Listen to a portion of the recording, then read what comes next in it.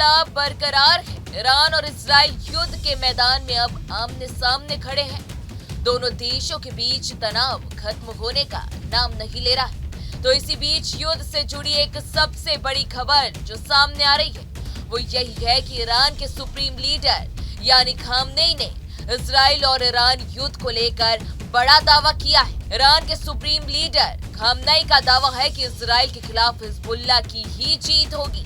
ये दावा किसी और का नहीं बल्कि खुद ईरान के सुप्रीम लीडर खामनेई का है। इस दावे से तो यही अनुमान लगाया जा सकता है कि क्या जल्द ही हिजबुल्लाह इजराइल पर कोई घातक हमला करने वाला है। क्या ये सिर्फ दावा ही नहीं बल्कि चेतावनी तो नहीं है।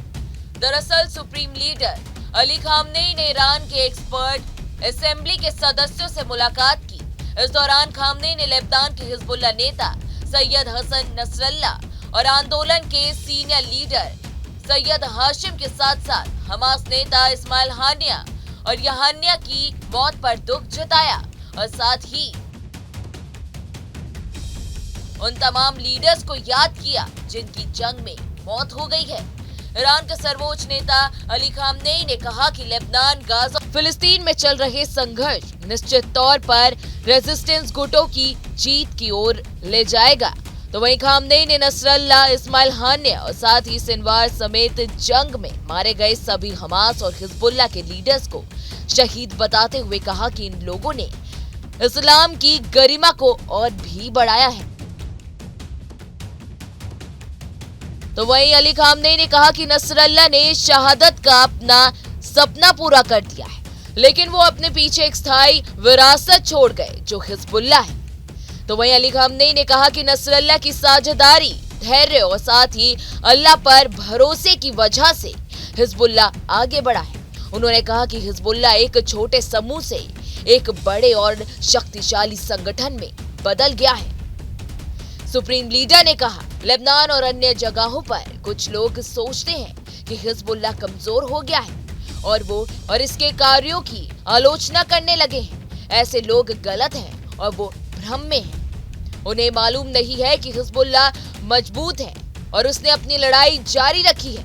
खामनेई ने इजराइल पर हमला बोलते हुए कहा कि दुश्मन इस संगठन पर जीत हासिल करने में असमर्थ रहा है और इंशाल्लाह वो ऐसे करने में कभी कामयाब नहीं होगा। उन्होंने कहा कि पूरी दुनिया एक दिन ये देखेगी कि खुद के रास्ते पर संघर्ष करने वाले इन लड़ाकों के हाथों यहूदी शासन की हार होगी। तो वहीं उन्होंने फिलिस्तीन के रेजिस्टेंस गुट यानी हमास और गाजा में इजरायली शासन के खिलाफ उसकी लड़ाई का जिक्र करते हुए कहा कि हमास की लड़ाई जारी रहने का मतलब है कि यहूदी शासन हार चुका है। तो वहीं खामनेई ने कहा कि नेतन्याहू ने हमास को पूरी तरह से खत्म करने का इरादा किया था और वो ऐसा नहीं कर पाया। नेतन्याहू ने बहुत से लोगों का कत्लेआम किया है, पूरी दुनिया को अपना असली चेहरा दिखाया है जिसमें इजराइल और नेतन्याहू की निंदा की जा रही है और उन्हें अलग थलग कर दिया गया है। खामनेई ने कहा कि अगर इजराइल को लगता है कि इस्माइल हानिया और सिनवार जैसे लीडर्स की मौत से हमास खत्म हो चुका है तो वो गलत सोच रहा है। ईरान के सुप्रीम लीडर ने कहा कि पिछले कई दशकों में हिजबुल्लाह और हमास ने कई मौकों पर इजराइल को हराया है। उन्होंने कहा कि फिलिस्तीनी रेजिस्टेंस के बाद 15 सालों में यहूदी शासन के खिलाफ 9 जंग लड़ी है और इन संघर्षों का खात्मा जीत के साथ ही किया जाएगा। बहरहाल इस वीडियो में इतना ही। देश दुनिया की तमाम बड़ी खबरों के लिए आप हमारे साथ बने रहें और देखते रहें न्यूज़ डे। न्यूज नेशन अब व्हाट्सएप पर खबरों के ताजा अपडेट के लिए न्यूज नेशन के इस QR कोड को स्कैन करें।